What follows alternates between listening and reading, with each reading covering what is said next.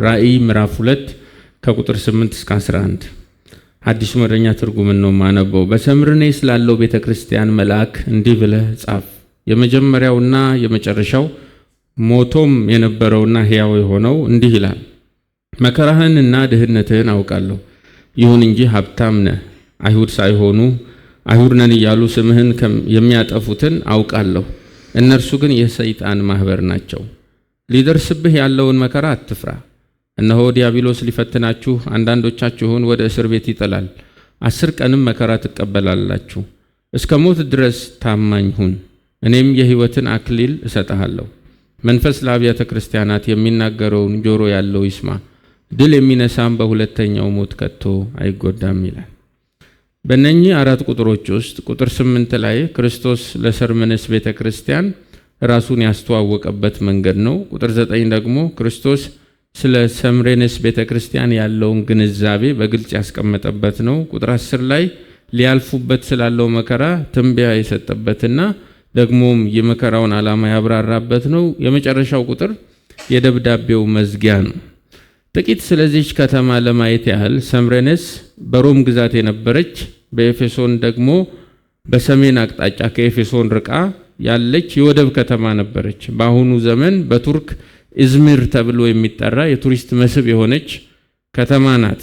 ወደብ እንደመሆኗ መጠን የወይን ንግድ፣ የጨርቃ ጨርቅ፣ በተለይም ደግሞ መዓዛ ያላቸው ምርቶች የሚነገድባት ከተማ ነበረች። ሰርሜነስ የሚለው ቃል በግሪክ ስሜርና የሚለው የመጣው ማየር ከሚል ቃል ሲሆን ማየር ማለት ደግሞ ከርቤ ማለት ነው። አንዳንድ ኮሜንቴተርስ ከልክ በላይ የስሙን ትርጉም ይለጥጡትና የሰርሜነስ ቅዱሳን እያለፉበት ካለ ልዩ ልዩ መከራ ጋራ ያዛምዱታል። ግዴታ ማያያዝ ያለብን አይመስለኝም። ምክንያቱም በሰርሜነስ ከተማ እንደ ከርቤ ያሉ አሮማቲክ ፕሮዳክቶች የሚሸጡበት ቀዳሚ ምክንያት በከተማይቷ ውስጥ ላለው ፓጋን ሪቹዋሊዝም ነው። የተለያዩ አምልኮተ ጣዖቶች የሚደረግባቸው ቴምፕሎች ስላሉ ለዚያ አምልኮ ከሚውሉ ግብአቶች አንዱ ከርቤ ስለነበረ በዚህ ልትጠራ ችላለች።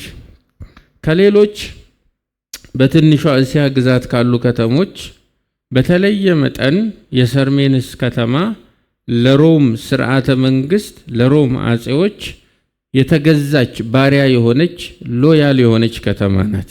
በዚህ ረገድ ታሪክ እንደሚያስረዳ ሮማ የምትባለው እንስት አማልክት ለመጀመሪያ ጊዜ ቴምፕል የተሰራው ለእርሷ በሰርሜነስ ከተማ ነው።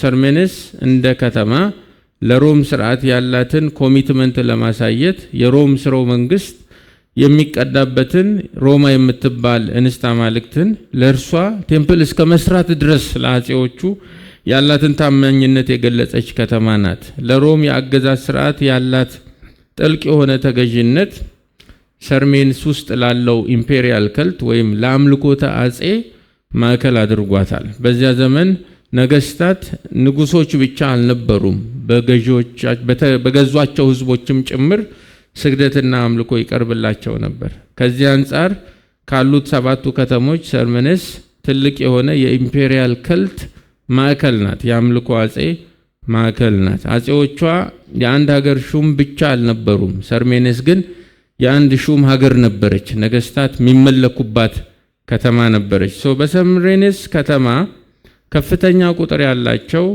አክራሪ አይሁዳውያንም ይኖሩ ነበር። እነኚህ አክራሪ አይሁዳውያን በተለየ መልኩ ክርስቲያኖችን የሚቃወሙ የክርስቶስን ወንጌል የማይቀበሉ ናቸው። አልፈው ተርፈውም ደግሞ ከሮም ስርዓት ጋር ሸሪክ በመሆን ቅዱሳን ላይ አላስፈላጊ ስደትና ስም የማጥፋት ዘመቻን የሚሰሩ ናቸው። እርሱንም በደብዳቤው ጌታችን አድሬስ ያደርገዋል።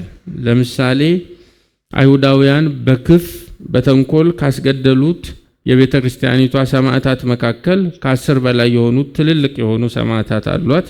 አንደኛው የሐዋርያው ዮሐንስ ደቀ መዝሙር የነበረው ፖሊካርፕ ነው። በቁም በህይወት አቃጥለውን የገደሉት ክርስቶስን ካድ ብለውት አልክድም ስላለ ማለት ነው። ከዚህ የተነሳ የሰማዕታትም ማዕከል ናት ሰምሬነስ የምትባለዋ ከተማ። ይህንን የከተማይቱን ታሪካዊ ዳራ ማወቅ ጌታችን ለዚች ከተማ ውስጥ ላሉ ቅዱሳን የጻፈውን ደብዳቤ እንድንረዳ ጥሩ መደላደል ስለሚሰጠን እንጂ በራሱ ወንጌል ስለሆነ አይደለም። ከተሞች በተለይም የስልጣኔ ማዕከል ሲሆኑ፣ የከተሜነት የዘመናዊነት ማሳያ ሲሆኑ፣ ጥንትም ዛሬም ለቅዱሳንና ለወንጌል የማይመቹ ሆነው ነው የሚያድጉት።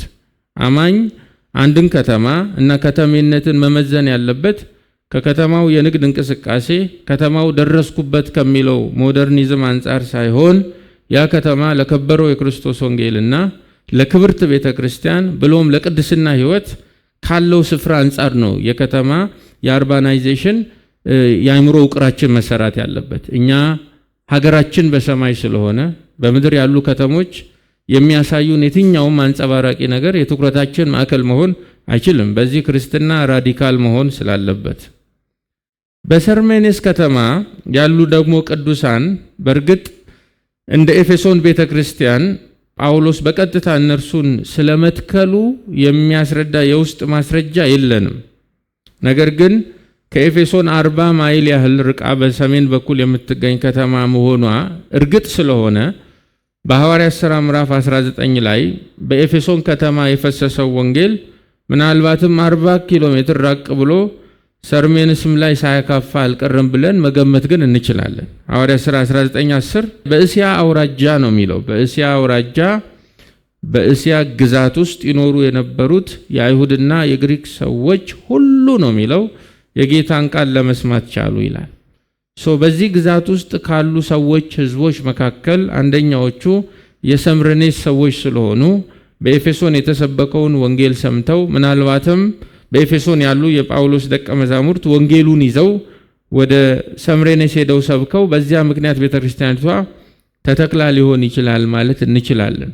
በአንደኛው መቶ ክፍለ ዘመን ማገባደጃ ላይ ይህን ደብዳቤ እየላከላቸው ያለው ሐዋርያው ዮሐንስ አገልግሏቸዋል። በሁለተኛው መቶ ክፍለ ዘመን መጀመሪያ ላይ ደግሞ ቅድም ስሙን የጠቀስኩላችሁ ሰማዕት የሆነው ፖሊካርፕ አገልግሏቸዋል። አፖስቶሊክ ፋዘርስ ተብለው ከሚጠሩት መካከል አንዱ ስለሆነ፣ ስለዚህ በዚህ ዘመን ያለን ቤተክርስቲያን እንደ ኤፌሶን ከተነቀፉበት ነገር፣ እንደ ሰምሬኔስ ደግሞ ከተወደሱበት ነገር ትምህርትን ለኛ አስቀርተን እንደ ቃሉ በሆነ መንገድ ልንሄድ ይገባል። ከሰባቱ አብያተ ክርስቲያናት ውስጥ ጌታችን ያልነቀፋቸው ቤተክርስቲያናት ሰምሬንስና ፊላደልፊያ ናቸው፣ ሁለተኛውና ስድስተኛው።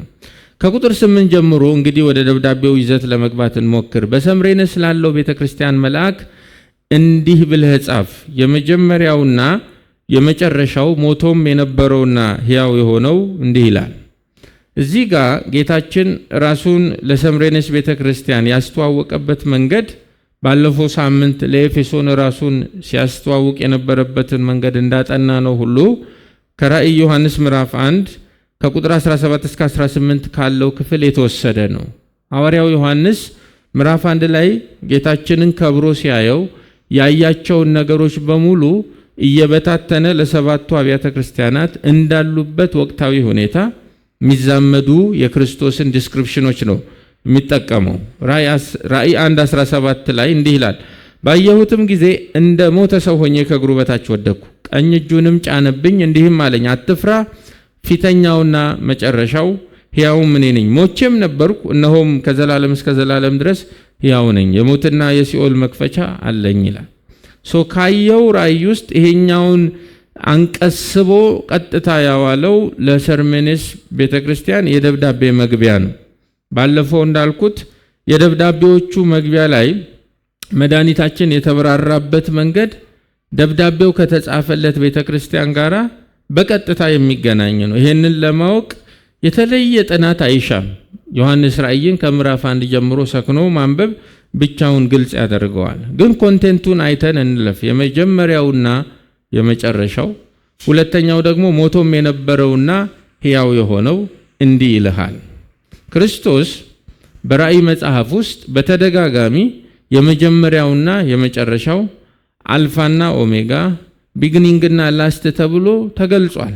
ራሱም በዚህ በራእይ መጽሐፍ ውስጥ መድኃኒታችን እንዲህ ብሎ ራሱን ይጠራል። ለምሳሌ ምዕራፍ 22 ቁጥር 13 ላይ አልፋና ኦሜጋ ፊተኛና ኋለኛ መጀመሪያ እና መጨረሻው እኔ ነኝ ይላል። ቁጥር 8 ላይ ስለ ኢየሱስ የምናጠናው ሁለት ነገር ነው ማለት ነው። አንዱ የመጀመሪያውና የመጨረሻው የሚል ነው። ሁለተኛው የሞተውና ሕያው የሆነው የሚል ነው። ይሄ የመጀመሪያውና የመጨረሻው የሚለው ነገረ ክርስቶሳዊ ማዕረግ ነው። ክሪስቶሎጂካል ታይትል ነው። ስለ ጌታችን ኢየሱስ ክርስቶስ መለኮታዊ ማንነት ቁጭ ብለን እንድናጠና የሚያስገድደን ማዕረግ ነው። በሁለት ምክንያት ያስገድደናል። አንደኛ በብሉይ ኪዳን የመጀመሪያና የመጨረሻ የሚለውን ማዕረግ ለራሱ አውሎ ሲጠቀም የምናገኘው የአብርሃም የይስሐቅ የያዕቆብ አምላክ ያህዌን ነው። ይህን በኢሳይያስ ምዕራፍ 44 ከቁጥር 6 ጀምሮ ታገኙታላችሁ። ኢሳይያስ 44:6 ላይ የእስራኤል ንጉሥና ቤዛ እግዚአብሔር የሰራዊት ጌታ እግዚአብሔር እንዲህ ይላል፣ የፊተኛውም እኔ ነኝ የኋለኛውም እኔ ነኝ፣ ከኔ በቀር ሌላ አምላክ የለም። እስቲ እንደኔ ማን አለ ይናገር። ሕዝቤን ከጥንት ስመሰርት ምን እንደነበረ ገና ወደፊት ምን እንደሚሆን ይናገር። በፊቴ ያስረዳ፣ ስለሚመጣውም ነገር አስቀድሞ ይናገር ይላል። እግዚአብሔር በዚህ መልክ ራሱን ዲፌንድ ያደርግ ነበር። ይሄ ማዕረግ በብሉይ ኪዳን ለያህዌ ውሎ ሳለ በአዲስ ኪዳን ለሰምሬንስ ቤተክርስቲያን በጻፈው መግቢያ ላይ ጌታችን ለራሱ ሲያውለው አትሊስት አንድ አይሁዳዊ እንዴት እንዲህ ሊሆን ቻለ ብሎ ይጠይቃል። ከዚህ የተነሳ የክርስቶስ ኢየሱስን አምላካዊ ማንነት የሚያስረዳ መግቢያ ነው ማለት እንችላለን። ሁለተኛው ምክንያት ለእኔ የዚህ ራእይ ጸሐፊ የሆነው ሐዋርያው ዮሐንስ ነው። ዮሐንስ በመልእክታቱም በተለይ ደግሞ አራተኛውን ወንጌል ሲጽፍ መቅድሙ ላይ በ18ቱ ቁጥሮች ውስጥ ሆነ ብሎ የክርስቶስን መለኮትነት የሚያስረዱ ቃላትን የተጠቀመው። በመጀመሪያው ቃል ነበር፣ ቃልም በእግዚአብሔር ዘንድ ነበር፣ ቃልም እግዚአብሔር ነበር ነው ያለው። የክርስቶስን መለኮትነት ልብ ብለን እንድናይለት ፈልጎም ሊሆን ይችላል። በምዕራፍ 2 ቁጥር 8 ላይ ለሰምሬንስ ቤተክርስቲያን ደብዳቤ የመግቢያ አንቀጽ ያደረገው ከኋላው የአውተር ኢንቴንሽን እንዳለ በግልጽ ማየት ይቻላል። የኢየሱስ አምላክ መሆን ሊደንቀን አይገባም። ምክንያቱም ከዚህ በፊት ያልሆነውን ማንነት አሁን ያገኘ መስሏቸው የሚደነቁ ሰዎች ስላሉ። ክርስቶስ አምላክ ሲሆን ዕጣ አይደለም ይወጣለት፣ ወይም ሎተሪ እንደመፋቅ አይደለም ለክርስቶስ አምላክነት። የእግዚአብሔር መሆን ሳይደንቀን ቀርቶ የወልድና የመንፈስ ቅዱስ መለኮት መሆን ከደነቀን ቅድመ ሐሳቢያችን ሊሆን ይችላል ያስደነቀን ብዬ ጠርጥሬ ሊሆን ይችላል። የኔ ሐሳብ አድርጋችሁ ያዙት። ክርስቶስ የነበረውን አምላካዊ ባህሪ ሳይለቅ ነው ያልነበረውን የሰውነት ባህሪ የወሰደው። ሰዎች በተለይ እኛ ጴንጤዎች ሊደንቀን የሚገባው የመጀመሪያና የመጨረሻ ሆኖ መገለጡ ሳይሆን የመጀመሪያና የመጨረሻ ሆኖ መሞቱ ነው ሊደንቀን የሚገባው። የወንጌልም ትኩረት ያለው እዛ ጋር ነው ያለው። ሆነ ብሎ የመጀመሪያውና የመጨረሻው ካለ በኋላ የሞተው ሕያው የሆነው ይላል። የመጀመሪያና የመጨረሻ የሆነ ያህዌ ለራሱ ያዋለውን ኢተወራሲ መለኮታዊ ባህሪ የተጎናጸፈ ወልድ እንዴት ነው የሚሞተው ብለን እንድንጠይቅ ነው መደረግ ያለብን። አስደናቂው ነገር መሞቱ ነው። አምላክ መሆኑ ሳይሆን መሞቱ ነው። ምክንያቱም እኛ በአምላክነቱ ከመደነቃችንም በፊት ለመደነቅ ከመጠንሰሳችንም በፊት እሱ አምላክ ነበር። አስደናቂው ነገር ግን አምላክ ሆኖ ሳለ መሞቱ ነው። ሞቶም የነበረውና ሕያው የሆነው የመጀመሪያውና የመጨረሻው የሚለው ማዕረግ አምላካዊ ባህሪውን ሲያስረዳ፣ የሞተውና ሕያው የሆነው የሚለው ደግሞ የሰውነት ባህሪውን ያስረዳናል። ቁጥር 8 በትሪኒቲ ፍሬም የተጻፈ መሆኑን ማስተዋል እንችላለን። በአማኞች መዳን ውስጥ የክርስቶስ ኢየሱስ መሞትና ሕያው ሆኖ ከሙታን መነሳት ሲግኒፊካንት የሆነ ስፍራ እንዳለው እናውቃለን። ጥያቄው ክርስቶስ ለምንድን ነው ለሰምሬንስ ቤተክርስቲያን ራሱን በዚህ መልክ ማስተዋወቅ የፈለገው ነው? ልክ ያህዌ በታሪክ ጅማሬና በታሪክ ድምድማት ላይ በጊዜ መነሻና በጊዜ ፍጻሜ ላይ ሉዓላዊ እንደሆነ ሁሉ ጌታችን መድኃኒታችን ኢየሱስ ክርስቶስ በታሪክ ላይ ሉዓላዊ ነው። የሆነ ቦታ ጀምሮ የሆነ ቦታ ዳብሮ የሆነ ቦታ በሚጠናቀቅ በየትኛውም አይነት የታሪክ ፈርጅ ላይ ክርስቶስ ሉዓላዊ ነው። ይሄ ማለት በሰምሬኔስ ቤተክርስቲያን ጅማሬና ፍጻሜ ላይ ክርስቶስ የበላይ ነው። ዛሬያቸውና ነጋቸው በጌታ እጅ ላይ ነው የተቀመጠው። ቤተክርስቲያንን ማንም አይጀምራትም፣ ማንም ደግሞ አይፈጽማትም። መጽሐፍ በግልጽ እንደሚል የሃይማኖታችን ጀማሪና ፈጻሚው ማን ነው? ራሱ ኢየሱስ ክርስቶስ ነው። አንዱ ቤተክርስቲያን ላይ ኢየሱስ ብቻ ሉዓላዊ እንደሆነ አገልጋዮቿም እንዳልሆኑ ያችን ቤተክርስቲያን የተተከለችበትን ሀገር የሚያስተዳድሩ የበላይ ባለስልጣናትም እንዳልሆኑ ወይም ከተማይቷ ላይ ዶሚናንት የሆነው አመለካከትም እንደማይመራት ብረት የያዘ ሰይፍ የያዘ ቀጣይ ጣፈንተዋን እንደማይወስን የሚያስረዳ መግቢያ ነው። ይሄ ደግሞ ለሰምሬኔስ ቤተክርስቲያን እንግልትና መገፋት ስቃይ ውስጥ እያለፉ ላሉ ቅዱሳን ታላቅ ደስታ የምስራች ነው። ኢየሱስ ብቻ የመጀመሪያ፣ ኢየሱስ ብቻ የመጨረሻ የሚለው አንዱ ከዚህ አንፃር ለቤተክርስቲያኒቷ ሲግኒፊካንት ነው። ሁለተኛው የሞተውና ሕያው የሆነው ብሎ መናገር ለሰምሬኔስ ቤተክርስቲያን ምንድነው ጥቅሙ? ትርጉሙ ነው። የወንጌል ጉዞ በሞት ይጀምራል፣ በትንሣኤ ድል ይነሳል። ክርስቲያን ልክ እንደ ፍጥረታዊ ሰው ሞት አያስደነግጠውም። በሚያስገርም ሁኔታ አሁናዊው የተፈጥሮ ሞትም መጻኢ የሆነውም ዘላለማዊ ሞት የማያስፈራው ፍጡር ማን ነው የተባለ እንደሆነ ዳግም የተወለደ ክርስቲያን ብቻ ነው። ይህንን የሞት ፍርሃት ሰብሮልናል። የፍርሃትን ቀንበር ነው የሚለው ጳውሎስ ሰብሮልናል። ያሁኑንም የሚመጣውንም የሞት ፍርሃት ቀንበር ሰብሮልናል። ክርስቶስ ስለ እውነትና እኛን ለማጽደቅ እንደሞተ ሁሉ ቅዱሳን ስለ ክርስቶስና ስለ ወንጌል እንደሚገደሉ መጽሐፍ ይናገራል። ጌታችን ኢየሱስ ሞቶ ብቻ አልቀረም። የሞትን ጣር አጥፍቶ ሞትን ድል ነስቶ ተነስቷል። እሱ ብቻ ትንሣኤና ሕይወት ነው። የአካሉ ራስ የሞተና ሕያው የሆነ ከሆነ የዚህ ራስ አካል ደግሞ በሞት ውስጥ ሲያልፍ ሞት አያሰጋውም፣ ሕያው የሆነ ጌታ ስለሚመራው ነው። ስለዚህ ጌታ ለሰምሬኔስ ቅዱሳን ሞቼ ነበር ሕያው ሆኛለሁ የሚላቸው ይሄ ደብዳቤ ሲጻፍላቸው በወንጌል ምክንያት እየተገደሉ ስለነበር ነው። ቄሶቻቸውን አደባባይ ላይ አውጥተው ጭራሮ እንጨት አምጥተው ስለሚያነዷቸው ክርስትና የሚያስገድልበት ከተማ ስለሆነ የሮም አገዛዝ ለሚያወጣው መመሪያ እምቢ ማለት ዕጣ ፈንታው ሞት እንደሆነ ስለሚያውቅ መድኃኒታችን የሞት ሽታ ስለከበባቸው ክርስትና መስቀል ስላመጣባቸው እስራት ስላመጣባቸው በዚህ ውስጥ ስላሉ ስለራሱ እንዲህ ይነግራቸዋል። የሞተውና ሕያው የሆነው ክብር ለታላቅ ስሙ ይሁን። ክርስቶስ አካሉ ወደ ሆነች ቤተክርስቲያን ድምጹን ሲያመጣ የእርሱ እንደሆነች እንዲሰማት በሚያደርግ ቅርበት ባለው ቋንቋ ነው የሚያመጣው። ኮንቴክስት ኦሪየንትድ ነው መድኃኒታችን፣ አውደ ገብ ነው መድኃኒታችን። በግልም በጋራም እያለፍንበት ባለው ነባራዊ ሁኔታ ውስጥ ሆኖ ነው የወደቀውን ልባችንን ቀና የሚያደርግልን። ቁጥር 8 ዝም ብሎ ለመግቢያ የተጻፈ እንዳልሆነ ልብ ትሉ ዘንድ ነው ይሄን ምል ያለሁት። ወደ ቁጥር 9 እንምጣ። መከራህንና ድህነትህን አውቃለሁ። ለክፉም ለደጉ ድህነት የሚል ቃል አለ።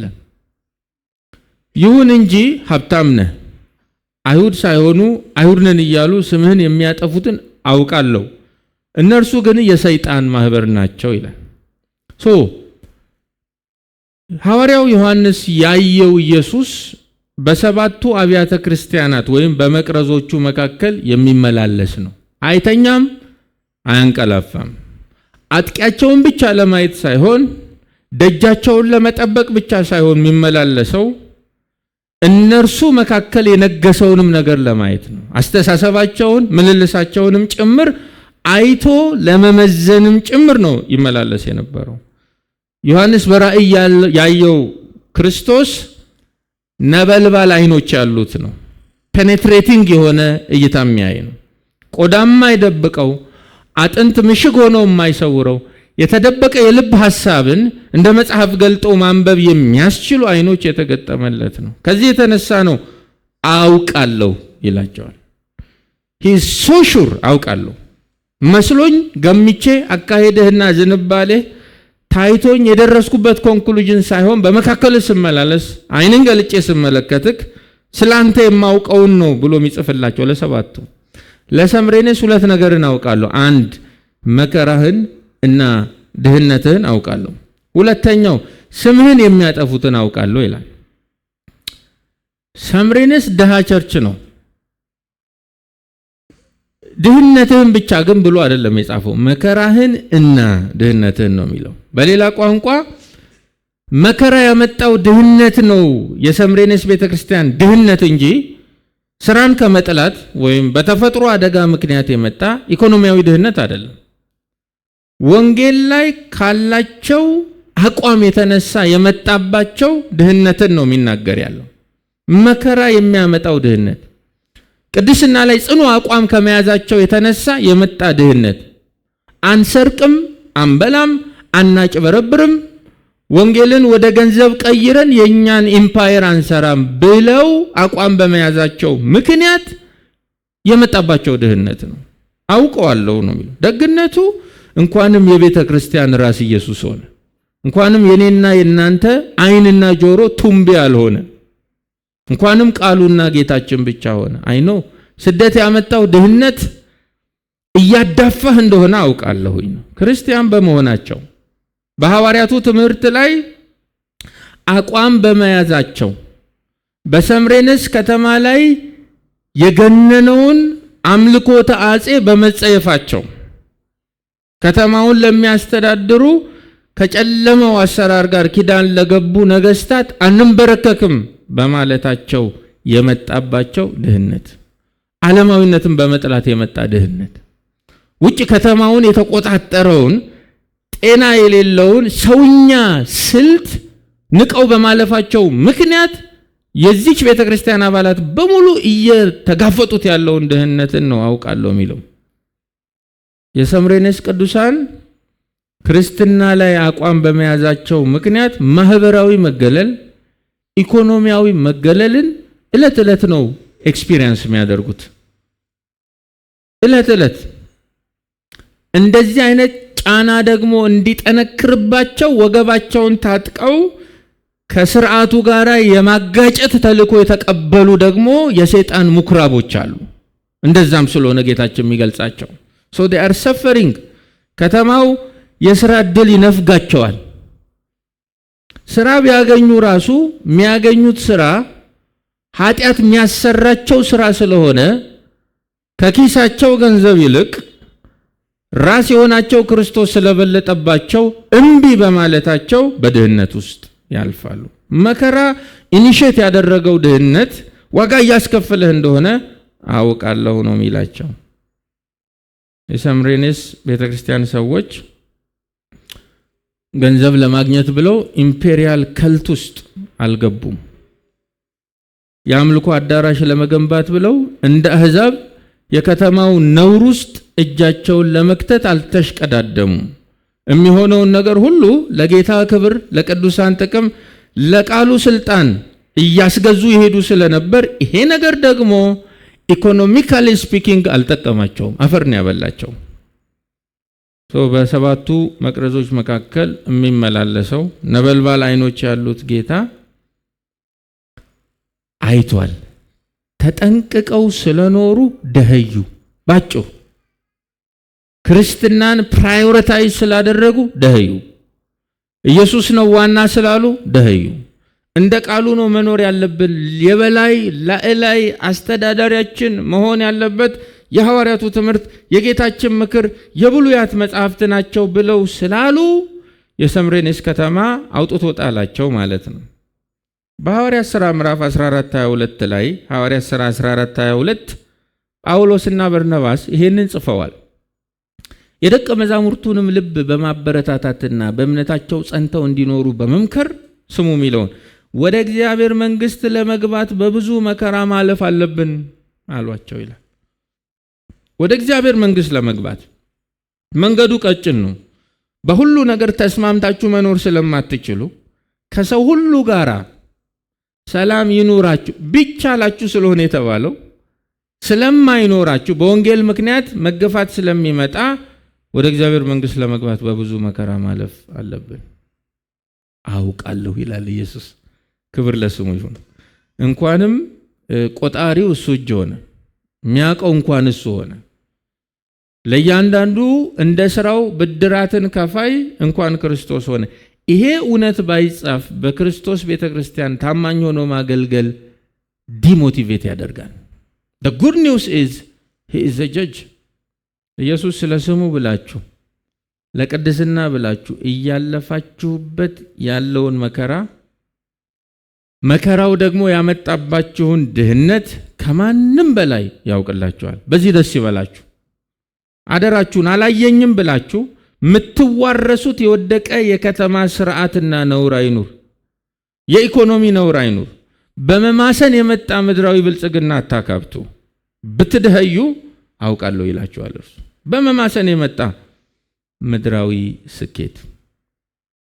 እኔ አንዳንድ የቤተ ክርስቲያናችን አባላት ስለ ስራ ስጠይቃቸው ለጆሮዬ በጣም የሚደንቀኝ ነገር ሲያወሩኝ አስተውላለሁ። ስራውን አግኝቼው ነበር፣ ነገር ግን ለእኔ አይሆነኝም።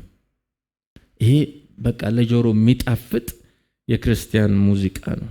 ለእኔ አይሆነኝም። ቱምቢው የኔ ከጌታ ጋር ያለ መንፈሳዊ ግለ ግንኙነት ነው። ያንን ኮምፕሮማይዝ ከማደርግ ብዬ ነው የተውኩት እንጂ የስራው ደጅ በፊቴ የተከፈተ ነበር። ግን I have made a decision አላደርገውም። ይሄ ነው ሰምሬኔሳዊ ክርስትና። እንዴት የታደሉ ናቸው እላለሁ። ከኪሳቸው ይልቅ ነፍሳቸውን ያስቀደሙ ብፁዓን ናቸው፣ ኢየሱስ ያውቃቸዋልና። በዚህ ደስ ይበለን። ናና አብረን በሙስና እንበልጽግ ሲሉ እምቢ በማለት ምክንያት እያለፍክበት ያለው ድህነት ካለ ጉድ ኒውስ ኢየሱስ አይቶታል። የሚያበላ እንደሆነ እየገባክ የምትፈልገውን የሚሰጥክ ወንበር እንደሆነ እያስተዋልክ ለጌታ ለክርስቶስ ወንጌል ለቤተ ክርስቲያና ለቅድስና ለሕይወት ካለ ጥንቃቄ የተነሳ ንቀኸው አልፈው በዚህ በመናቅህ ምክንያት ደግሞ ከሁሉ ወደ ኋላ እንደቀረና ድህነት ውስጥ እንድታልፍ አድርጎህ ከሆነ here is the good news። በሰማይ ባለጠጋ ነህ ነው። ብድራት አለ፣ ጌታ አይቷል። ኦኬ ዮሐንስ 15:18 ላይ ዓለም ቢጠላችሁ ከናንተ በፊት እኔን እንደጠላኝ እወቁ። ከዓለም ብትሆኑ ኖሮ ዓለም የራሱ እንደሆኑት አድርጎ በወደዳችሁ ነበር። ከዓለም ብትሆኑ ዓለም ከናንተ ጋር ጸብ የሚገባበት ምንም ምክንያት የለም። ከዓለም ለይቼ ስለመረጥኳችሁ የዓለም አይደላችሁም። ዓለም የሚጠላችሁም ስለዚሁ ነው። ትልቁ ጥያቄ ዓለም ይጠላናል ወይ ነው። ዓለም ሁሉ በአንድነት የሚወዳት ቤተ ክርስቲያን፣ ዓለም ሁሉ በአንድነት የሚወደው አገልጋይ፣ ዓለም ሁሉ በአንድነት የሚያደንቀው የጸጋ ስጦታ እሱ መጽሐፍ ቅዱስ አይደለም። በእርግጥም በተጻፈው መንገድ እንሂድ ካልን ቀድመን መጋጨት የምንጀምረው ከሰው ጋር አይደለም፣ ከራሳችን ጋር ነው። ከምኞቶቻችን ጋር፣ ከእቅዶቻችን ጋር፣ ከነጻነታችን ጋር፣ ከፍላጎታችን ጋር፣ ከእያንዳንዱ የህይወታችን ሴቲንግ ጋር መጋጨት እንጀምራለን። ክርስትና በጸጋ የሚኖሩት ህይወት ስለሆነ ጌታ በታሪክና በህይወት ላይ ሉዓላዊ ስለሆነ ልጆቹ ስለ ወንጌል ብለው የሚያልፉበትን ድህነት አስቀድሞ ያውቀዋል። እንዴት እንደሚመራውም ደግሞ ብልሃቱ አለው። መከራህንና ድህነትን አውቃለሁ፣ ይሁን እንጂ ሀብታም ነህ የሚል ቃል አለ። እንዴት ነው ድሃ ተኩኖ አት ዘ ሴም ታይም ሀብታም የሚሆን? ሳምሬኔሶች በክርስትና የመጣው መከራ ጌታ ላይ ባላቸው አቋም ምክንያት ሉዝ እያደረጓቸው ያሉ ምድራዊ እድሎች የገዘፈባቸው የኢኮኖሚ ድህነት ቀንበር መንፈሳዊ ድህነት ውስጥ አልጨመራቸውም። ጌታ ሀብታም ነህ እያለ ያለው በመንፈሳዊ በረከት ነው፣ በመንፈሳዊ ብልጽግና ነው። አንዲት ቤተክርስቲያን በምድራዊ ነገር የምትደህይበት መጽሐፍ ቅዱሳዊና በቂ ምክንያት አለ። የቤተክርስቲያን በኢኮኖሚ መበልጸግ በዚያ ቤተክርስቲያን ላይ መላእክት ሁሉ ክንፋቸውን እንደ አሞራ ዘርግተው መቀመጣቸውን አያስረዳም። የሐልወቱ አይነተኛ ማሳያ ሆኖ መጽሐፍ ቅዱስ ውስጥ አልገባም። ታጥሷ የብልጽግና ወንጌል ነውር የሆነው ለቃሉ የብልጽግና ወንጌል መምህራን መሰረታዊ ችግር ይሄ ነው። የቤተ ክርስቲያንን መንፈሳዊነት የሚለኩት ከጥበቃው እስከ ማን ኦፍ ጋድ በሚኖሩት ምድራዊ ህይወት ነው። ካላበለጸገ ጸጋ የለም። ከደህያ አልዳንክም። ሰምሬኔሶች ቢኖሩ እንደዛ አይነት ጉባኤ ውስጥ በቀላሉ የሚፋቷቸው አይመስለኝም። እኔ በጣም ሳስበው ማይገባኝ አንድ የብልጽግና አስተማሪ የራእይ መጽሐፍን ከፍቶ ስለ ሰምሬኔስ ቤተክርስቲያን እንዴት ነው ማስተማር የሚችለው የሚለው ጥያቄ ማለት ሰልፍ ዲሲት ክላይማክሱ ይሄ ነው። ኦኬ የሎዶቅያ ቤተክርስቲያን ከሰምሬኔስ ቤተክርስቲያን ተቃራኒ ችግር ነው ያለባት። እርሱም የገንዘብ ብልጽግና። መንፈሳዊ ብልጽግና የለም በሎዶቅያ፣ ምድራዊ ብልጽግና ግን አላቸው። ራእይ ምዕራፍ 3:17 ላይ ይሄ ተጽፏል። ሀብታም ነኝ፣ ባለጠጋ ነኝ፣ አንዳችም አያስፈልገኝም ትላለህ ያሉትን ነው በትምህርተ ጥቅስ ውስጥ መድኃኒታችን ከቶ ትላለህ። ነገር ግን ጎስቋላ፣ ምስኪን፣ ድሃ፣ እውር፣ የተራቆትህ መሆንህን አታውቅም። ይህን ሁሉ ነህ አንተ ግን አትልም አለኝ ነው የሚለው። ኢየሱስ ሀብታም ነኝ የሚለውን ድሃ፣ ድሃ ነኝ የሚለውን ደግሞ ሀብታም ይላል። አይኖቹ እሳት ስለሆኑ የአንዲት ቤተክርስቲያን ብልጽግና መለካት ያለበት ከእግዚአብሔር ጋር ባላት መንፈሳዊ ህብረት ነው። ባላት የቅድስና ሀብት ነው። ባላት የቃል ሀብት ነው። የንጽህና ሀብት ነው። የአምልኮ ሀብት ነው። ጤናማ በሆነ ክርስቲያናዊ ጉዞ ባለጠጋ ናት ወያቺ ማህበር። የሎዶቅያ ቤተክርስቲያን ሀብታም ነኝ ይላል ግን ድሃ ነው። ሉቃስ 16:11 እንግዲህ በዚህ ዓለም ሀብት ካልታመናችሁ እውነተኛውንም ሀብት ማን አደራ ብሎ ይሰጣችኋል ይላል። ብልና ዝገት ሌባም ቆፍሮ በሚያጠፋው በምድራዊ ሀብት ካልታመናችሁ፣ በገንዘብ ካልታመናችሁ፣ በህንፃ ካልታመናችሁ፣ በወርቅ ካልታመናችሁ እያለ ነው በሌላ ቋንቋ። በዚህ በምድራዊ ሀብት ካልታመናችሁ እውነተኛውንም ሀብት ማን አደራ ብሎ ይሰጣችኋል? ለአደራ ብቁ አትሆኑም ነው የሚላቸው። ወንጌልን አደራ ይሰጠን ዘንድ የታመንን ሆነን እንዳገኘን እንዲሁ እንናገራለን ይላል ጳውሎስ። ለአደራ የሚበቃ ቤተክርስቲያን እግዚአብሔር ያድርገን። ጠንቃቃ ነው ጌታችን። ቼክ ያደርጋል። ሰውን ቼክ ያደርጋል። 50 ብር ሰጥቶ ለ100 ብር ሰውን ቴስት ያደርጋል። በምድራዊ ነገር የማትታመኑ ከሆነ ሰማያዊውን እውነተኛውን ለምን ሰጣለሁ ይላል ጌታችን ሉቃስ ላይ ቁጥር 13 በአንድ ጊዜ 2 ጌቶችን ማገልገል የሚችል ማንም ባሪያ የለም። አንዱን ጠልቶ ሌላውን ይወዳል፣ ወይም አንዱን ይጠጋል ሌላውን ይልቃል። የእግዚአብሔርም የገንዘብም ባሪያ መሆን አትችሉም ተብሎ ተጽፏል። የሰምሬኔስ ቅዱሳን የገንዘብ ባሪያ ላለመሆን ወስነው ነበር። ወንጌል የሚያስጥል ገንዘብ፣ ቅድስናን የሚያስጥል ገንዘብ፣ የትኛውም ከእግዚአብሔር ጋር ያለንን ፌሎሺፕ ኮምፕሮማይዝ የሚያደርግ ምድራዊ ስኬት እነሱ ማህበር ውስጥ ባዕድ ነበር። ወደዚህ ሙላት እግዚአብሔር በግልም በጋራ ያሳድገን። እንደ ቀላል አትዩት። ይሄንን የቤተ ክርስቲያናችሁን ሀብት ስትቆጥሩ ቤተ ክርስቲያኒቱ ከሌሏት ቁሳቁሶች አትጀምሩ። ያንዳንድ ሰው የቸርች መረጣ መስፈርት የመድረኩ ዲኮር ነው። የሎዶቅያ ቸርች አባላት አሉ። ያንዳንዱ ሰው የቸርች መረጣ መስፈርት ማህበር ውስጥ ስንት ሀብታሞች አሉ። አንዳንዱ ባይዘው እሁድ ታጥቦ የሚመጣው ባለ ሀብት ለማውራት ነው።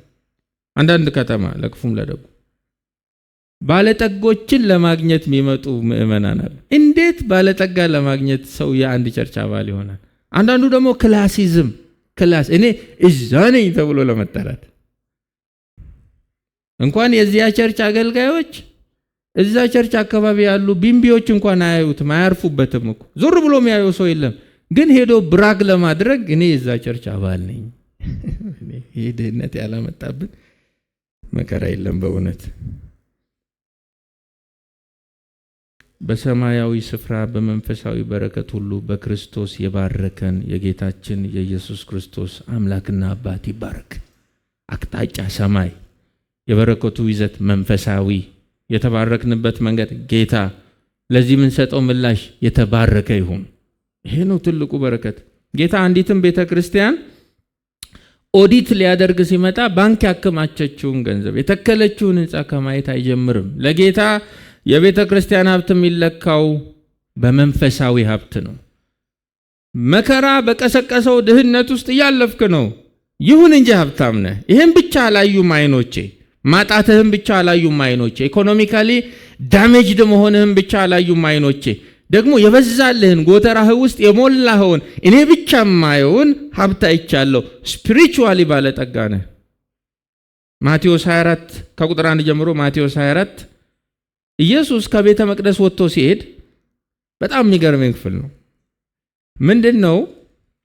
ሄሮድስ በሮማውያን ትእዛዝ መሰረት በሰፊው ይሁዳ ላይ ንጉስ እንዲሆን ሲሾም፣ ያው ሮማውያን በራሳቸው ምርጫ ሰውን መርጠው ህዝብ ላይ የመሾም የአመራር ዘዴ ስለሚከተሉ ሄሮድስ ከህዝቡ ዘንድ ቅቡልነት ስላጣ የህዝቡን አቴንሽን ለመሳብ አንድ ዘዴ ዘየደ። እርሱም ምንድነው? የአይሁዳውያን የስነ ልቦና ኮንሰንትሬሽን ያለው የት ነው? ቤተ መቅደሱ ላይ ነው።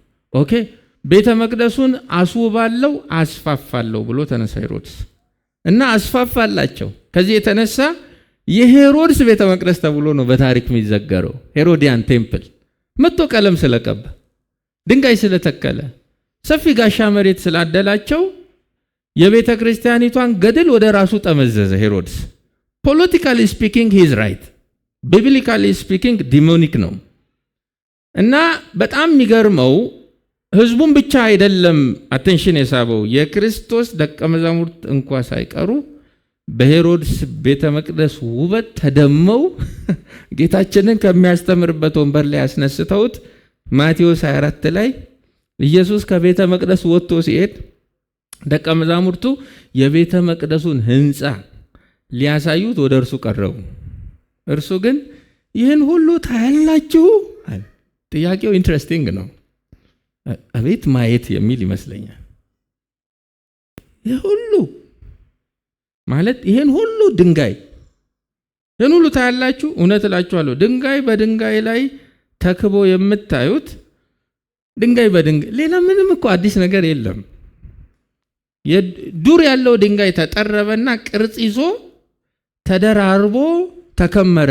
ይሄ የክርስቶስ ስለ ህንፃ ያለ ፐርስፔክቲቭ ነው። እሱ እንዲህ ስላየ እኛም ከድንጋይ ብንጀምር ጥሩ ነው። እንደ በየዋህነት እናጠናካለን። ድንጋይ በድንጋይ ላይ ተክቦ የምታዩት ሳይፈርስ እንዲሁ እንዳለ የሚቀር አንድ ድንጋይ እንኳን አይኖርም። እንዲህ ነው የምታዩት አለ። አዮ እንዴት ሄሮድስ! የሚገርም እኮ ሪቫይቫል ጊዜ መጣልን። ይኸው ሳፋን እኮ አሁን ቤተ መቅደሱ በቃ ከሮም የቤተ መንግስት ማዕከላዊ አሰራር ጋር ያለው ጋብቻ ስፒሪቹዋሊ ስፒኪንግ አስደናቂ ነው እንደማለት ነው። ኖ ይሄ ሁሉ ይፈርሳል። ምናጠናቸውም 7ቱ አብያተ ክርስቲያናት 3-4 ጡብ ቀርቷቸው የቱሪስት መስህብ ሆነዋል ፈራርሰው።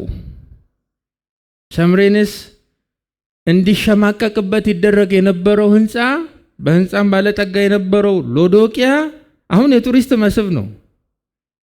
ፈርሷል፣ ይፈርሳል። ቤተ መቅደሱም ፈርሷል፣ ኮላፕስ አድርጓል። የማይፈርስ ግን ህንፃ አለ። መንፈሳዊ ቤት ለመሆን ተሰሩ ተብሎ ተጽፏል። የማይፈርስ መንፈሳዊ ቤት፣ በሰማይ ውበት ያለው መንፈሳዊ ጎጆ። ያንዳንዱ ሰው መንፈሳዊ ቤት ፈርሷል፣ ምድራዊ ቤቱ ግን ከሩቅ ይጣራል። ሰምሬንስ በዚህ እንዳይታለሉ ሀብታምም ናችሁ ብሏል። ድሃ ናችሁ ደሞስ ሀብታም ናችሁ። በሚታየው ነገር የላችሁም፣ እኔ ብቻ በማየው ነገር አላችሁ። እንዴት መታደል ነው! እስራኤል ከግብፅ ወጥቶ ሞዓብ አጠገብ ሲሰፍር እነ በለዓቅ አይተው ቀኑበት። በለዓምን አምጥቶ እርገምልኝ አለ። ምንም ከድንኳን ውጭ ምንም የሌለው ህዝብ እኮ ነው። በለዓም አየና ምን አለ? ምሳሌውን ይመስል ጀመር። አምላኩ እግዚአብሔር ከእርሱ ጋር ነው። አያችሁ፣ ይሄንን ነው ያየው በለዓም መጥቶ። የንጉሥ እልልታ በመካከላቸው ይሰማል። ብቻውን አይደለም። አንተ አሸዋ የገረፈው ህዝብ ታያለ፣ ያደፈ ድንኳን ውስጥ የሚኖር ህዝብ ታያለ። እኔ የእግዚአብሔር መንፈስ ላይ ወርዶ ሳየው ምረግመው አይደለም፣ አምላኩ እግዚአብሔር ከእርሱ ጋር ነው። ብቻ እግዚአብሔር ካንተ ጋር ይሁን ተብሎ ተጽፏል። ትልቁ ሀብት እሱ ነው። የእስራኤል አምባ፣ የጎሽ ቀንድ መከላከያ ጋሻ የነበረው ቀስቱ አልነበረም። በመካከላቸው የደኮነው አምላካቸው ነበር። ወንድሞቼ፣ በመንፈሳዊ ነገር ጠውላጋ ሆነን በሰው ሚዛን በሚታዩ ነገሮች ደግሞ እንደ ጨረቃ እንደ ፀሐይ ገዝፈን መገኘት ባዶነት ነው። ከሰምሬኔስ ይሄን ፕሪንሲፕል ይዘን መውጣት አለብን። በግልም በጋራ ጌታ ወደ ሎሌ ቤተክርስቲያን ቢመጣ፣ ጌታ ወደ ሳሚ ህይወት ቢመጣ፣ ወደ ወንድሜ ወደ እህቴ ህይወት ቢመጣ የሚያየው ሀብት የትኛውን ነው?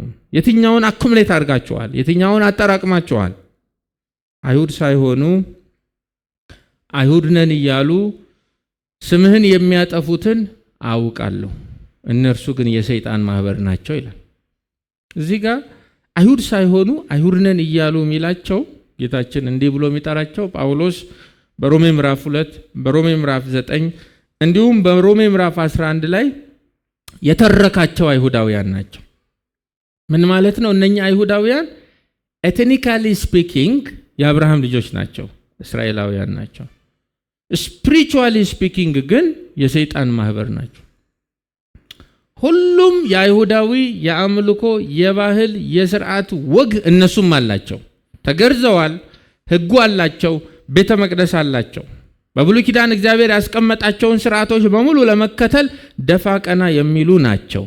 በክርስቶስ መነጽር ግን ሲታዩ የአብርሃም እስራኤል ናቸው እንጂ የእግዚአብሔር እስራኤል አይደሉም። በገላትያ ምዕራፍ 6 ላይ ጳውሎስ ለእግዚአብሔር እስራኤል ሰላም ይሁን እንደሚለው ስፒሪቹዋል እስራኤል አይደሉም። እግዚአብሔርን ነው የምናመልከው ብለው ነው የሚሰበሰቡት። የአብርሃምን የይስሐቅን የያዕቆብን አምላክ ይጠሩታል። በሰንበት ይደኩናሉ፣ ይገናኛሉ። ጌታ ሲያያቸው ግን the synagogue of Satan ነው የሚላቸው። ጥያቄው ኢየሱስ ክርስቶስ ለምንድን ነው እነዚህን አይሁዳውያን የሰይጣን ማህበር ብሎ የጠራቸው? ምክንያቱ በጣም ሰርፕራይዚንግ ነው። ምክንያቱም የሰምሬኔስን ቤተክርስቲያን ስም የሚያጠፉ ስለሆነ ነው። እንዴት ደሃ ለሆነች ቸርች ክርስቶስ እንደሚቆም። አይሁዳውያን እንደ ሰምሬኔስ ባሉ ከተሞች ውስጥ በስፋት በሚተገበሩ የአጼዎች አምልኮ ውስጥ አይሳተፉም። ሞኖቴስቲክ ስለሆኑ ስርዓታቸውም ይህን ስለማይፈቅድ አብዛኛው አህዛብ የአይሁድን ስፒሪቹዋል ባውንደሪ ያውቃል። ምንም አይነት አምልኮተ አጼ ውስጥ እንዲገቡ የተለየ ጫና አይሁዳውያን ላይ መንግስታት አያደርጉም ነበር። በቁጥርም ገዘፍ ስለሚሉ ሊሆን ይችላል። ክርስቲያኖችም ደግሞ የሚከተሉት የክርስቶስና የሐዋርያት ትምህርት አምልኮተ አጼ ውስጥ እንዲሳተፉ አይፈቅድላቸውም። የአይሁዳውያን መከለል ለክርስቲያኖችም እድልም ፈጥሮ ነበር። ይህን ያስተዋሉ አንዳንድ አይሁዳውያን የሄዱና ለአመራሮች እነኚህ ክርስቲያኖች እኮ ባይዘው እንደኛ ለናንተ ሎያል አይደሉም፣ ክፉ እኮ ናቸው፣ ለመንግስታችሁ መፈራረስ ሁሉ ጊዜ መሬት የሚደበድቡ ናቸው፣ ክፉ ናቸው እያሉ ስማቸውን ያጠፋሉ። ካራክተር አሳሲኔሽን ይሰሩባቸዋል። ይሄንን የሚሰሙ ደግሞ የሰምሬኔስ አመራሮች ክርስቲያኖች ላይ በትራቸውን ያሳርፋሉ። ቄሶቻቸውን በቁም እያቃጠሉ ይገድላሉ። እነዚህን ስም አጥፊዎችን ነው የሰይጣን ማህበር የሚላቸው ጌታ። ብዙ ደግሞ ከአይሁድ ሃይማኖት እየወጡ የሰምሬኔስ ቤተክርስቲያን የተቀበለችውን ወንጌል እየተቀበሉ ስለሆነ ያም ነገር ደግሞ ጀለሲ ውስጥ ከቷቸዋል። እነኚህን ጁዳይዝም ውስጥ ያሉትን ጁዳይዘርስ ሐዋርያት ሥራ 14 ቁጥር 2 ላይ ያላመኑት አይሁድ ግን አሕዛብን አነሳስተው ወንድሞችን እንዲጠሉ አደረጓቸው ይላል። እንዲጠሉ፣ ሰው ሁሉ እንዲጸየፋቸው፣ ማንም እንዳይቀርባቸው፣ ማንም እንዳያምናቸው፣ የተገለሉ እንዲሆኑ ይሰሩ ነበር አይሁዳውያን። የሰምሬኔስ ቤተክርስቲያን ምንም አይነት ሶሻል ቤኔፊት እንዳይኖራት፣ ፖለቲካል ቤኔፊት እንዳይኖራት፣ ኢኮኖሚክ ቤኔፊት እንዳይኖራት፣ በህዝቡም በስርዓቱም ቅርቃር ውስጥ እንድትገባ የሚያደርግን ነገር ወገባቸውን ታጥቀው ይሰሩ የነበሩ አይሁዳውያንን ነው የሰይጣን ማህበር የሚላቸው። ሰዎች በቅናት ተነሳስተው በመንፈሳዊ ነገር ሀብታም የሆነችን ቤተክርስቲያን ስም ሲያጠፉ እያጠፉ ያሉት አውቶማቲካሊ የክርስቶስን ስም ነው።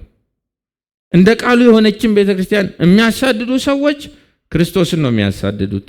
ለዚህ ነው ሐዋርያት ሥራ ላይ ሳውልን መድኃኒታችን ሲገናኘው ጳውሎስን ጌታ ሆይ አንተ ማን ነህ ባለው ጊዜ አንተ የምታሳድደኝ ነው ያለው። እንዴ ጳውሎስ እያሳደደ ያለው ቅዱሳንን አይደል? ኢየሱስ እንደዛ ብቻ አይተረጉምም። እኔ ነኝ እየተሰደድኩ ያለሁት ይላል። ጤናማ የሆነችን ቤተክርስቲያን መንፈሳዊ ሀብቷ ላይ ኮንሰንትሬት ያደረገችን እንደ ሰምሬኔስ ያለችን ማህበር ስም በማጥፋትም ይሁን በሌሎች ልዩ ልዩ መንገዶች ጥቃት የሚፈጽሙ የትኞቹም ሰዎች እየተጋጩ ያሉት ከማን ጋር ነው? ከአካሉ ራስ ከክርስቶስ ኢየሱስ ጋር ነው። ይሄ የሰምሬኔስ ቤተክርስቲያን ዋስትና ነው።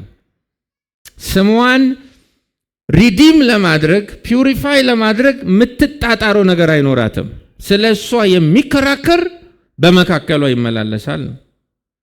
ኢየሱስ የሰምሬኔስን መከራ ያመጣውን ድህነትና አይሁዳውያን ደግሞ ያመጡባትን ስም የማጥፋት ዘመቻ አይቻለው ነው እያለ ያለው። አውቃለሁ እነዚህ ሁለት ተግዳሮቶች የሰምሬኔስን ቤተክርስቲያን ልክ እንደ ኤፌሶን ቤተክርስቲያን ፍቅርን አላስጣሏት፣ ለጌታም ለወንድሞችም ያላትን ልብ አልወሰደባትም።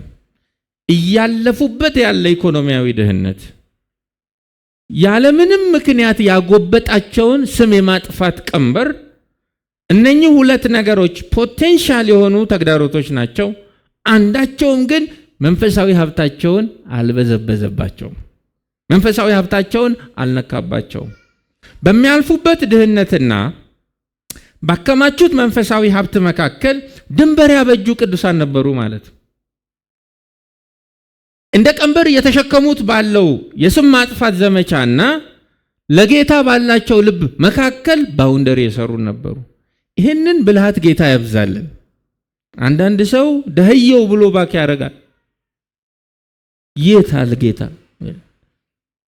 እና ጌታን በእኛ ፊት እያማ አስጨንቆ ጥያቄውን መመለስ የሚችል ይመስል እግዚአብሔር ኢትዮጵያዊ አይደለም። ለክፉም ለደጉ ሲያሙት ቅር ብሎ ብድግ ብሎ በሮ ይመጣ አይደለም። እንደዛ ጽኑ ነበሩ የሰምሬኔስ ቅዱሳን። አያማረሩም።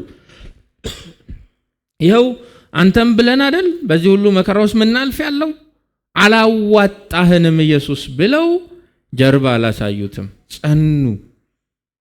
ጥያቄው እኛስ ወንጌል ላይ ያለን አቋም መከራ በቀሰቀሰው ድህነት ምክንያት ይሸርሸር ይሆን ወይ ነው? ሰዎች ባላሏችሁበት ስማችሁን ሲያጠፉ የእናንተንም ስም ለማጥፋት ደግሞ ተግተው ሲሰሩ ጌታ ላይ ያላችሁ አቋም ይሳሳል ወይ ነው? እንዲህ አይነት ድካሙስ ምናልፍ ከሆነ ሰምሬኔስ ለትምህርታችን ተጽፋለች። ኖ ብለው ይቆሙ ነበር። ወደዛ ሙላት ጌታ ያሳድገን። ቁጥር 10 ሊደርስብህ ያለው መከራ አትፍራ፣ እነሆ ዲያብሎስ ሊፈትናችሁ አንዳንዶቻችሁን ወደ እስር ቤት ይጥላል። 10 ቀንም መከራ ትቀበላላችሁ። እስከ ሞት ድረስ ታማኝ ሁን፣ እኔም የሕይወትን አክሊል እሰጥሃለሁ። በጣም ነው የሚገርመው። ቁጥር 9 ላይ መከራችሁን አውቃለሁ ነው ያለው። 10 ላይ መከራው እንዳላለቀ እየነገራቸው፣ አትሊስት ቁጥር 10 ላይ በቃ ልገላግላችሁ ነው ያለ የሚኖር የሞተ ሰይፍ ምን መጥቼ ላሳርፍ ነው የሚል ነገር ነው ኤክስፔክት የምታደርጉት። የሚደርስ ሌላ ነገር አለ መከራ። እና ደግሞ አንዳንዶቻችሁ እስር ቤት ትገባላችሁ፣ 10 ቀን ትታሻላችሁ ምናምን አይነት ቋንቋዎችን ነው የሚጠቀሙ። ዛሬ ብዙ ቸርቾች ላይ መከራ ሊደርስብህ ነው ብሎ መናገር በድንጋይ ነው የሚያስወግረው። መከራ እንደሚደርስብህ ነግርሃለሁ ነው የሚለው ኢየሱስ። ደግሞ ዘመኑ ወደዛ ቃሉ ወደዚህ ነው። ልጆቹ ለሚመጣ መከራ እንዴት መዘጋጀት እንዳለባቸው ክርስቶስ ያስተምራቸዋል እንጂ መከራ ፍሪ የሆነ ወንጌል አይሰብካቸውም ኢየሱስ። እንዴት ግን እንደሚመጣ እንዴት እንደሚያልፉ ሲጸኑ ምን እንደሚጠብቃቸው እየነገረ ግን ኢንከሬጅ ያደርጋቸዋል። ሊደርስብህ ነው የሚለው ያለው መከራ አትፍራ። ክርስቲያን በዓለም ሳለ መከራ አለበት።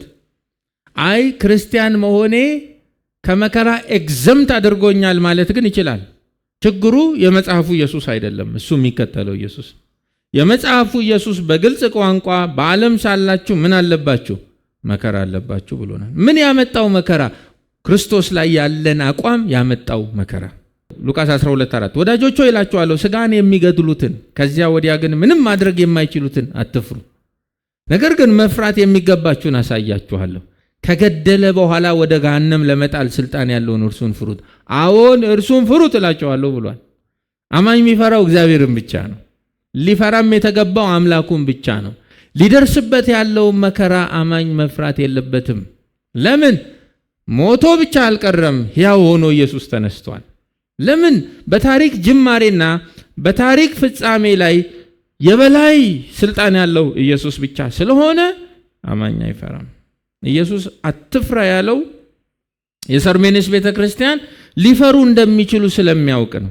የቱንም ያህል በክርስትና በመንፈሳዊ ሀብት የጠነከሩ ቢሆኑም እያለፉበት ያለው ሰፈሪንግ ወደ ፍርሃት ሊያመጣቸው እንደሚችል ስለሚያውቅ አትፍራ እያላቸው፣ ወይም እንደ አብርሃም ኦሬዲ በመንገዶቻቸው ውስጥ መፍራት ጀምረው ሊሆን ይችላል። አብርሃም የተቀበለው የተስፋ ቃልና እያለፈበት ያለው ተጨባጭ ሕይወት ስለተጋጨበት በጣም ኮንፊውዝድ ሆኖ ሲሄድ ነው ዘፍጥረት ምዕራፍ 15 ላይ እግዚአብሔርም አብርሃምን አለው አትፍራ፣ ታላቅ ዋጋህም እኔው ነኝ። የተገባው የተስፋ ቃል አይደለም፣ እሰጥሃለሁ ያልኩት ነገር አይደለም፣ ከፈለኩ ሰጥቼ የምቀበልሃለሁ። በአንተ ሕይወት ውስጥ ትልቁ ኮምፐንሴሽን ትልቁ ሪዋርድ እኔ ነኝ። ትኩረትህን ወደ እኔ ወዳልሞላው ነገር ሳይሆን ወደ እኔን ተመልከት ብሎ ነው አብርሃምን የመራው። አመነ ጽድቅም ሆኖ ተቆጠረለት ተብሎ ተጽፏል። እንደዛም ስለሆኑ ይሆናል ጌታ የሰምሬኔስ ቅዱሳንን አትፍሩ ሚላቸው። መዝሙር 56:3 ፍርሃት በሚይዘኝ ጊዜ እምነቴን ባንተ ላይ አደርጋለሁ ተብሎ ተጽፏል። ፍርሃት ይይዘናል። ባይዘው ነገሩ የኛ ዘመኑ ፍርሃት እዛ ጋር የቆመ ጭንቅላት ስሜት ያለው ነው። እሱ ራሱ አልፎ ይፈራል። እኛ ክርስቲያን ስለሆነን ምንም አይነት መከራ አይደርስብንም፣ ምንም አንታመምም፣ አንደህይም ብሎ ጌታ አልነገራቸውም። መከራ ያመጣብህን ድህነት አይቻለሁ፣ ሊደርስብህ ያለውን መከራ ደግሞ አትፍራ። እስር ይመጣል፣ ትገባዋታላችሁ። የሚገርም ነው። ስለዚህ ወንድሞቼ ክርስቲያን አይፈራም። የመፍራት ትልቁ ማሳያ ምንም ባልተፈጠረበት ዓለም አደጋዎችን በስም እየጠሩ እዚህ መጮ ትልቁ የፍርሃት ምልክት እሱ ነው። በሰላም እየተኖረ ነው፣ ምንም ችግር የለም። ሰው ነጭ መኪና እየነዳ ነው የሚመጣው። የቸገረው አይመስልም ስታዩት። ብቻ ፎር ሳም ሪዘን በጋራ ዘጋው፣ ከደንኩ። ፍርሃት ይሄ ነው ምሳሌው። በሰላም ሀገር የሚጮህ ሰው የፍርሃት መንፈስ አለበት። የፍርሃት መንፈስ ደግሞ አይጮህም፣ ሁሌ እንደፎከረ ነው። ፈሪ አልጋው ዙሪያ 6 በትር ያስቀምጣል አሉ። ሁሌ እንደፎከረ ነው። እደፋለሁ እንዳ አትፍራ ጌታ አትፍራ። ይገርማል። እነሆ ዲያብሎስ ሊፈትናችሁ የሚል ቃል አለ። እያንዳንዳችሁን ወደ እስር ቤት ይጥላል፣ 10 ቀንም መከራ ትቀበላላችሁ። ሊደርስባቸው ያለው እንዳይፈሩት የተነገራቸው መከራ በወንጌል ምክንያት የሚመጣ የመታሰር መከራ ነው። እንግዲህ በክርስቶስ የመጣን መከራ እንዴት አድርገን ነው የምንቃወመው? ማንም መስቀሉን ተሸክሞ የማይከተለኝ ምን ሊሆን አይችልም? ቀላሉ መንገድ እኮ መስቀል የለም ነፃ ሆነ ተከተል ብሎ መስበክ ነው። ሊዋሸን አልፈለገም። እውነታው እኔ ነው የምትከተሉት? አዎ። እርግጠኛ ናችሁ? አዎ። ትሞታላችሁ፣ መስቀል ትሸከማላችሁ፣ መከራ ትበላላችሁ፣ ስለ ስሜ ያንገላቷችኋል፣ ያስወጧችኋል፣ ይሰቅሏችኋል። እንዲህ ያሉ ነገሮች ሁሉ ይሆንባችኋል። በዚህ ሁሉ ግን ከጸናችሁ በእርግጥም you are my disciple እናንተ ናችሁ የኔ ተማሪዎች ነው ያለው ጌታ። ጌታ ሰዎች ያስሯችኋል አይደለም ያላቸው፣ ዲያብሎስ ነው የሚለው። ምክንያቱም አማኝ ከሚደርስበት ልዩ ልዩ መከራ ሁሉ በስተጀርባ the right enemy ዲያብሎስ ነው። ሆነ ብሎ ላይ የሰይጣን ማህበር ይላል፣ ሆነ ብሎ እዚህ ጋር ደግሞ ዲያብሎስ ይላል። ምክንያቱም ዲያብሎ ማለት ከሳሽ ማለት ነው። በሰይጣን ማህበር ውስጥ ያሉ እናንተን የሚከሱ አሉ፣ አኪውዘርስ አሉ። እነሱ እናንተ ላይ አደራጅተው በሚጽፉት የክስ ደብዳቤና ውንጀላ ምክንያት እስር ቤት ትገባላችሁ። እነሱ እንደከሰሷቸው አድርገው እንዳያስቡ፣ ውጊያቸው ከስጋና ከደም ጋር እንዳይሆን ይህን ሁሉ ፈተና እያመጣባቸው ያለው እነሱን እንደ ኢንስትሩመንት የተጠቀመ ማን አለ? ዲያብሎስ፣ የወንድሞች ከሳሽ። የሰው ሁሉ አለ፣ የወንድሞች ከሳሽ አኪውዘር አለ። አማኝ ይሄን ማወቅ አለበት። ኢየሱስ በታሪክ ላይ ሉዓላዊ ነው። መጀመሪያውንም መጨረሻውንም እሱ ነው ያዘው። ክርስቶስ ሞቷል። ሁሉንም አይነት መከራ ጠቅልሎ የሚይዝ ታላቁ መከራ መሞት ነው። ሞቷል፣ ደግሞ ሕያው ሆኖ ተነስቷል። እንደዚህ ከፊት የቀደመ ጌታ ከሆነ የሃይማኖታችን ጀማሪ የእሱን መንገድ ተከትለን ስንሄድ እነሆ እሱ ይመራናል፣ ድልን ደግሞ ያጎናጽፈናል ብላ ቤተክርስቲያን ልቧን በክርስቶስ ላይ ነው የምታኖረው። በጣም ነው የሚገርመው። ዲያብሎስ ሊፈትናችሁ ወንድሞች ሆይ ይላል ያዕቆብ ምዕራፍ 1 ቁጥር 2 እና 3 ወንድሞች ሆይ ልዩ ልዩ መከራ ሲደርስባችሁ በኢየሱስ ስም ብላችሁ ተቃወሙት አይልም። ልዩ ልዩ መከራ ሲደርስባችሁ መዳናችሁን ተጠራጠሩ አይልም። ልዩ ልዩ መከራ ሲደርስባችሁ በክርስቶስ ዳግም ስላልተወለዳችሁ ነው አይልም። እንደ ሙሉ ደስታ ቁጠሩት። ደስታ እኮ ብቻ አይደለም፣ ፒውር ጆይ፣ እንደ ሙሉ ንጹህ ደስታ ቁጠሩት። ለምን? ምክንያቱም የእምነታችሁ መፈተን ትዕግስት እንደሚያስገኝላችሁ ታውቃላችሁ። እምነታችሁ ይፈተናል። ዲያብሎስ የሚፈትነን በታሪክና በሕይወት ላይ ደግሞ ሉዓላዊ የሆነውም ኢየሱስ ልጆቹ በዲያብሎስ እንዲፈተኑ አልፎ አልፎ የሚፈቅደው እምነታቸው ጄኒውን መሆን አለመሆኑን ለማወቅ። እግዚአብሔር ያልፈቀደለት ፈርዖን አይደለም እስራኤልን ዋጋ ያስከፈለው። እግዚአብሔር ያልፈቀደለት ሰይጣን አይደለም ኢዮብን መከራውን ያበላው። የክርስቶስ አካል ራስ የሆናት ኢየሱስ ሳይፈቅድ የምታልፍበት ምንም መከራ የለም። ዲያብሎስ ሊፈተናችሁ ነው እና ምን እናርግ? እስከ ሞት ድረስ ታማኙን ይላል። ፈተናው የመጣው እምነትህን ቴስት ሊያደርግ ነው። በእኔ ላይ ያለህን የእምነት ጽናት ኢቫሉዌት ሊያደርግ ነው የመጣው እና ምን ላድርግ? እስከ ሞት ድረስ ታማኙን። መከራው አንተን የገደለ ቀን ከሆነ የሚያቆመው እስከሚገልህ ድረስ በእኔና በወንጌል ላይ ባለህ የእምነት ጽናት ጸንተቁም። እንዴት ጠንካራ ምክር ነው! እንዴት ይሄ ማቹር ላደረገ ቸርች የሚሰጥ ምክር ነው! ጌታ ለሰምሬኔስ ቤተክርስቲያን የሚሰጥ ያለው ምክር 10 ቀን መከራ ትቀበላላችሁ። ሊተራሊ 10 ቀን አይደለም። በአይሁዳውያን ቋንቋ አንድ ነገር ገደብ እንዳለው ለማሳየት የሚጠቀሙት ቃል ነው። ዳንኤል 1:12 ላይ አለ፣ እባክህ አገልጋዮችን ለ10 ቀን ያህል ፈትነን ብሎ ተናግሯል። 10 ቀን ማለት ይሄ የሚደርስባችሁ መከራ ያልቃል፣ ይቆማል። ለዘላለም አይደለም በእስራት ውስጥ የምታልፉት። ማብቂያ አለው፣ ማቆሚያ አለው። የሆነ ፉልነስ ላይ ይደርሳል። በዚህ ሁሉ ውስጥ ግን ቢገድላችሁ እንኳን እስከ ሞት ድረስ ታማኙን እኔም የሕይወትን አክሊል እሰጥሃለሁ ይላል። ቅዱሳን በግልም ሆነ እንደ ቤተ ክርስቲያን በጋራ መከራ ሲደርስብን ዓላማው የእኛን በክርስቶስ ላይ ያለ እምነት መፈተን እንደሆነ አውቀን ክርስቶስ ላይ ባለን የእምነት ጽናት እንቁም። ሊያጠፋን የመጣ መከራ አይደለም ያለው፣ በጌታ ላይ ያለንን አቋም ሊፈትን የመጣ መከራ ነው ያለው። ስለዚህ ልዩ ልዩ መከራ ሲደርስባችሁ እንደ ሙሉ ደስታ ቁጠሩት። መከራ ፈርታችሁ ጧት እየተነሳችሁ አትጩሁ።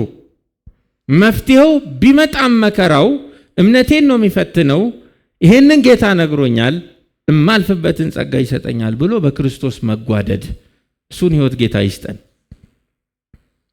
መዝሙር 46 ላይ ከቁጥር 1 ጀምሮ ቅድሙ ውቤ በጸሎት ጠቅሶት ነበር። አምላካችን መጠጊያችን፣ ኃይላችን፣ በሚደርስብን መከራ ሁሉ የቅርብ ረዳታችን ነው።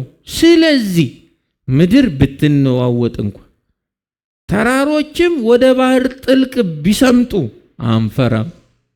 የማንፈራበት ምክንያቱ ፍርሃታችን ፈሪ ስለሆነ አይደለም። የማንፈራበት ምክንያቱ አምላካችን መጠጊያችን ስለሆነ ነው፣ ብርቱ ስለሆነ ነው። አዳዲስ ትምህርቶች በዜማ በቅኔም እዚህ ሀገር ስለሚሰሩ አማራጭ የለኝም፣ እንደረኛ ሜንሽን ማድረግ አለብኝ፣ ለክፉም ለደጉ ቅር እንዳይላችሁ ነው።